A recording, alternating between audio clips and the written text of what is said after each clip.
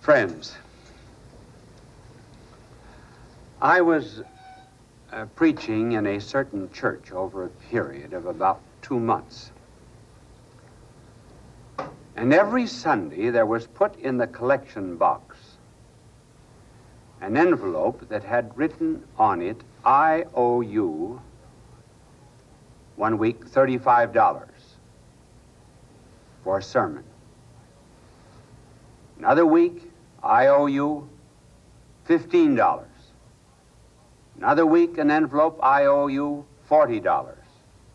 This went on for 4 or 5 weeks.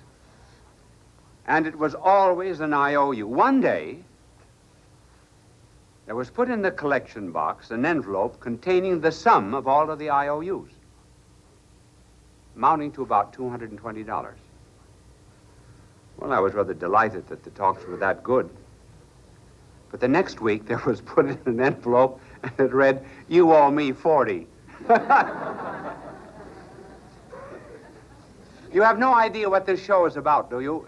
The clown is right. It's about play. Work and play.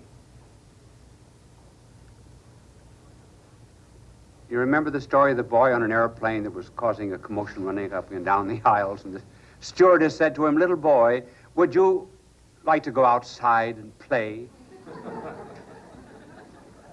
The idea for this particular telecast came to me from an experience that I had as a boy, and many times. There was a vacant lot near where I lived, and a number of us boys used to play baseball on that lot. And maybe 1 or 2 times a week, the game would be interrupted by my mother calling me. And she would say, I want you to go to the grocery store and buy this and this and this.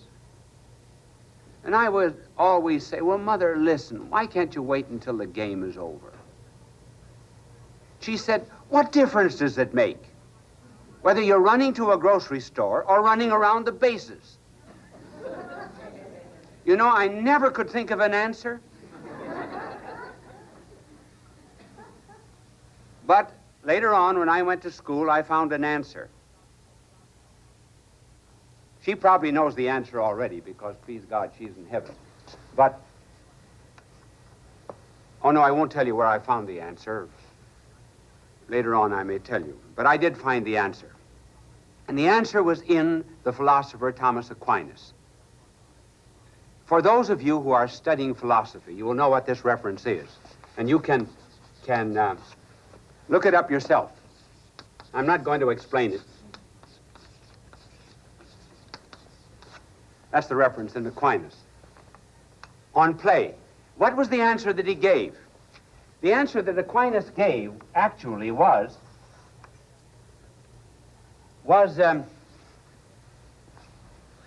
the difference between work and play is that work is for a purpose. Play is not. Isn't that a wonderful answer? We work for money, we work to produce a work of art, and play is the relieving of the tension. For example, there's a legend about St. John the Evangelist that he scandalized someone one day because he was seen playing with some of his disciples.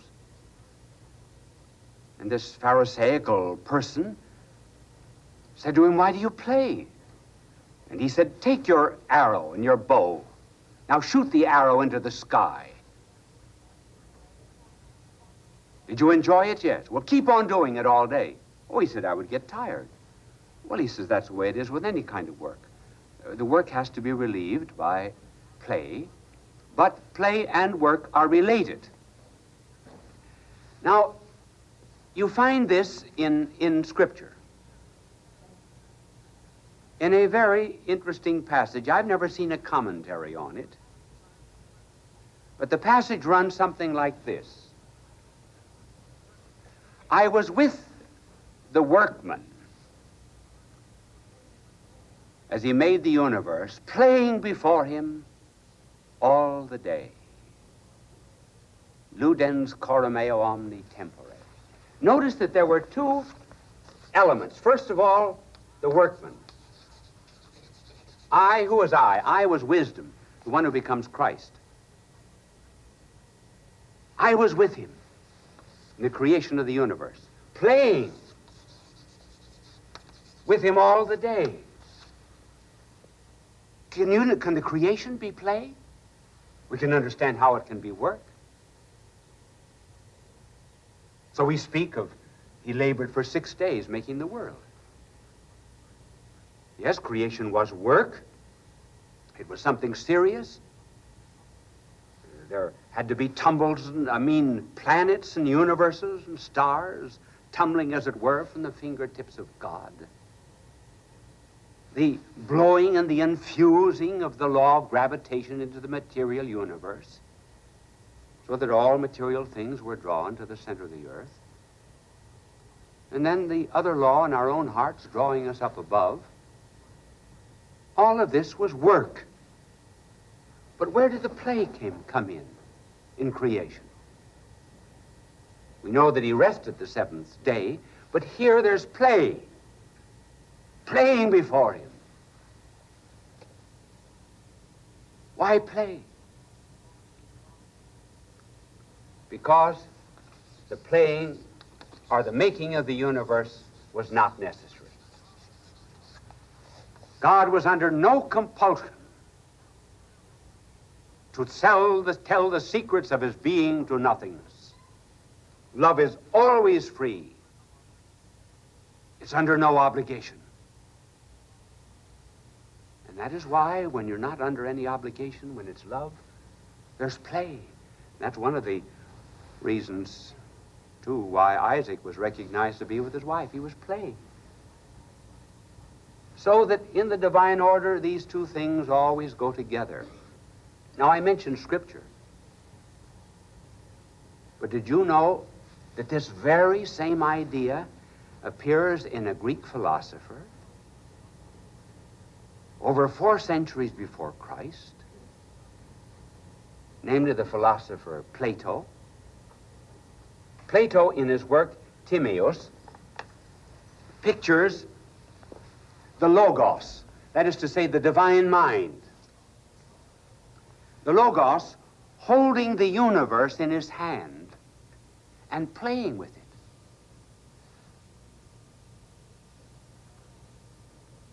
That's where the representations of the Middle Ages came from. Remember, we've often seen works of art in which the divine child is pictured as having an apple in his hand.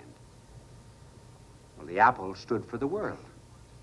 And here is the creator, the workman, playing with his world.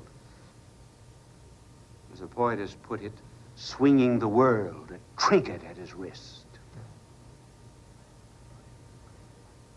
One finds this idea in Cicero, the great orator.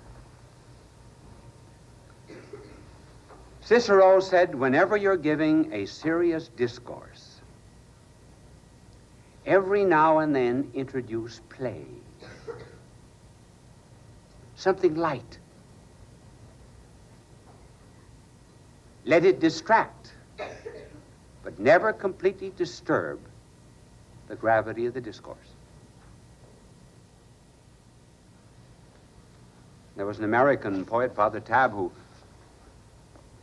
picking up this idea of Plato, of Logos holding the universe in his hand and playing with it, and saying that the Logos, God lost the little ball of earth and he came down to earth to find it again. Now, this idea, too, one finds also in Shakespeare. Shakespeare, in his, I think it's The Taming of the Shrew, says, haven't we any play to distract us from this terrible hour? The two, therefore, go together. Now, when they go together, we got a perfect picture of life. I haven't mentioned anything about the clown yet, have I? Don't worry, we got 14 minutes by the clock. We'll get to the clown. I'm saving that for the end. That's the light moment, you see, that Cicero said you introduce into a discourse. So that life really is made up of these two elements. It's made up of the tragic, and it's made up of the comic.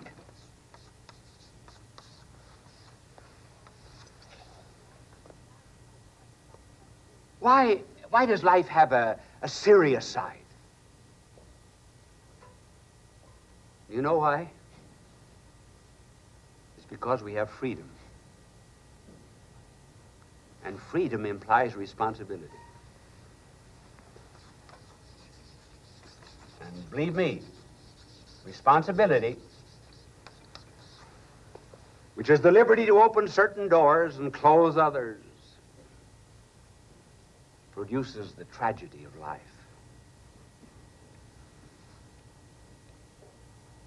But life also has a comic side, a lighter side. What is it?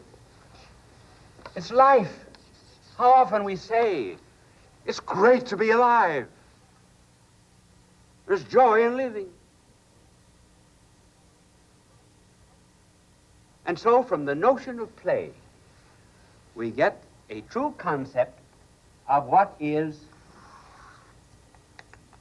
life, the tragic and the comic. Now we're getting closer to the clown, but not yet. Who best describes this combination of life, the tragic and the comic? Whom would you say? The comedians? Well, half and half. Most comedians either take the tragic or the comic.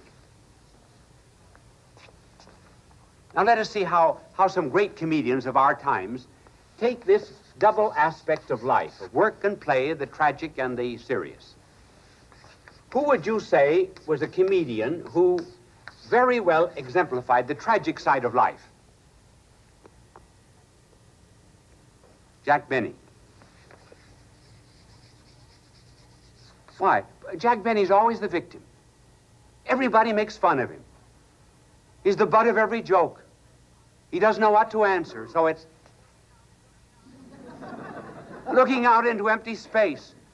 He presents a picture of himself as being tight, which indeed he isn't. But that's the comedy side of the tragic life. And so he reveals this one side of life, namely that of being a victim. I saw him on one night with Billy Graham. And he was the victim of all of Billy Graham's jokes. Now, it could have been the other way, you know.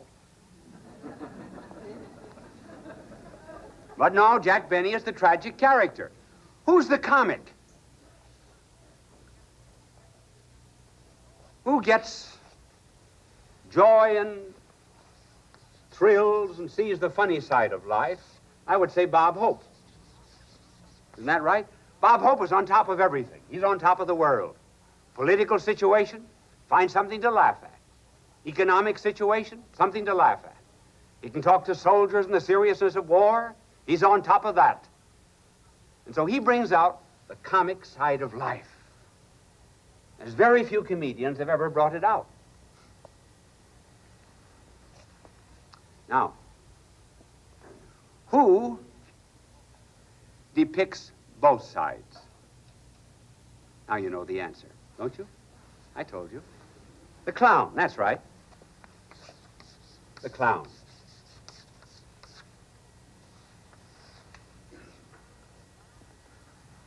The clown is the man who combines within himself the serious and the light, the sad and the glad, the smile and the tears. He has both. Look at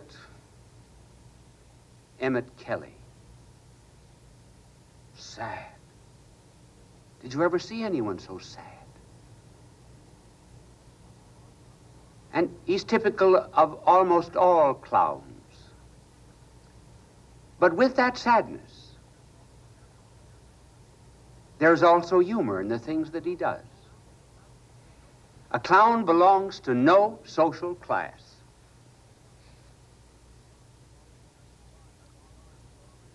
He doesn't belong, he belongs to the rich in a certain sense sometimes because he wears a top silk hat. But he belongs to the poor. Baggy trousers and old shoes, toes out through the front. No one group can claim him. He depicts all of the contradictions of human life.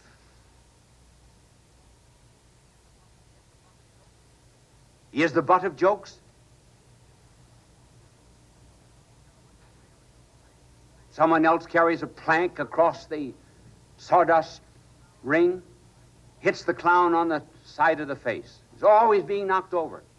But he does the same to others.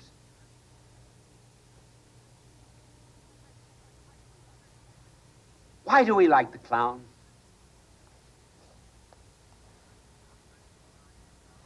We like the clown because he's a picture of what we are. We're so dignified, and yet we can make such fools of ourselves. We are so proud, and yet we can be so frustrated. We glory in our wealth, and yet we can be so impoverished.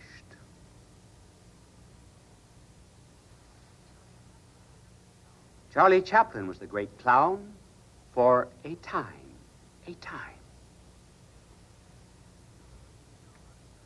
When he was the pilgrim, when he was the policeman, when he would pick up a pretty girl, go into a restaurant, not have enough money to pay the bill, he was funny. Here he was, cane, he belonged to the gentleman class, baggy trousers, he didn't belong there. When did Chaplin lose his influence over an American and world audience? When he began to carry the red flag of revolution. When he got into modern times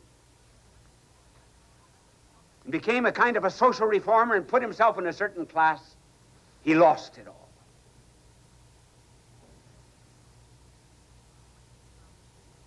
So what does the clown do? I think the clown is maybe something like the God appearing in green pastures.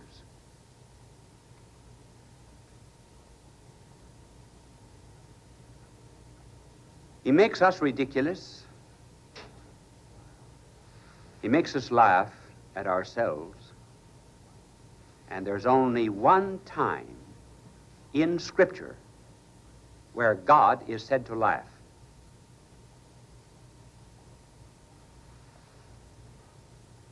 When was that? When he laughs at the atheists. When he laughs at those who say God is dead. God laughs.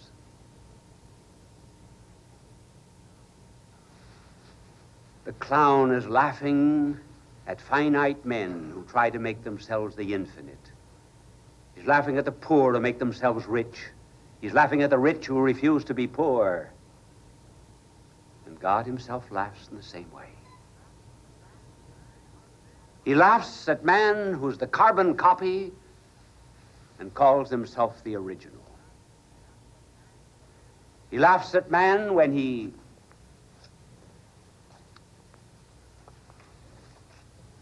wants to be the pendulum without the clock. And so the one person in the world that is the great poor man's theologian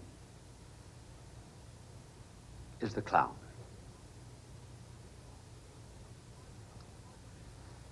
Now, because he reveals both sides of the tragic and the comic, let me tell you now what's happening in the world as we lose our love of clowns.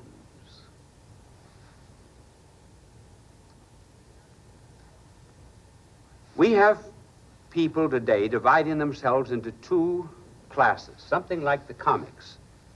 But the comics are still comics, so they have a place in the world. But there are those who take the tragic side of life. Who are they?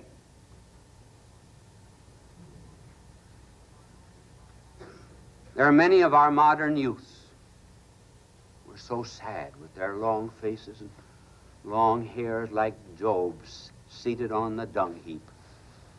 Not much laughter. They carry a flower, but they don't smile with the flower. Flower gives perfume, so do they, but they don't laugh at it. And so out of them comes what? Poetry of death. Songs of death. Murder. Killing.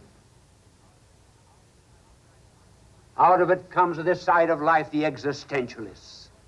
Life has no meaning, no purpose, no goal. They cannot see the play side of the world. And these are the dramatists, to a great extent, of our modern world, who depict the sorry side and never the glad. Then what do we have on the other side? We have, on the play side, the playboy philosophy. There's nothing serious to life. I want to do it, that's it.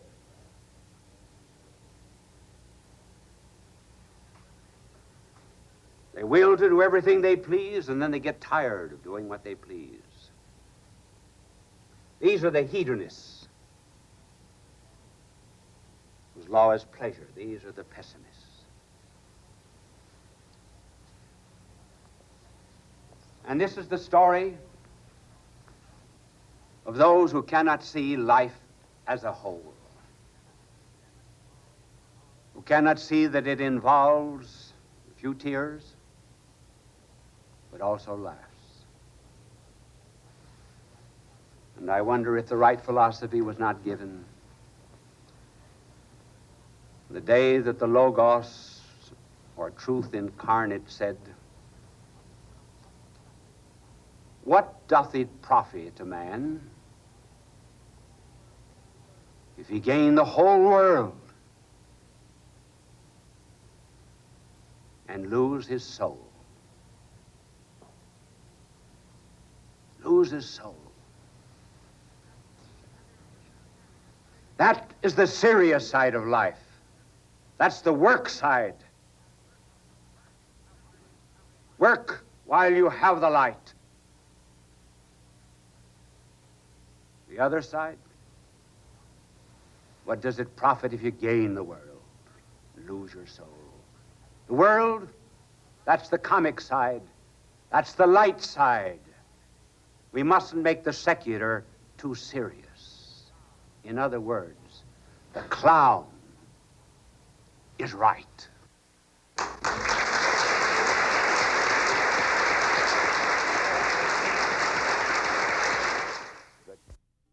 People of all faiths recognized Bishop Fulton J. Sheen as one of the greatest communicators of the 20th century. He was born in El Paso, Illinois, in May of 1896. As a young boy, he knew he wanted to be a priest. He served as an altar boy at St. Mary's Cathedral in Peoria, Illinois. At St. Viator College, his education and debating skills taught him the skills he used throughout his life. His unique ability at being natural and at ease in front of any audience was noted early in his ministry. He was ordained in 1919 and went on to become one of the best-known and greatly loved priests in church history. He wrote 96 books and hundreds of articles and columns. He broadcast numerous radio and TV programs. People from all faiths watched him on television because he spoke to every man. They always waited with joy for his goodbye, his blessing, "God love you." It continues to give us joy and memories. Bye now, and God love you. Bishop Fulton J. Sheen went to be with the Lord in December of 1979. Fulton J. Sheen, requiescat in pace.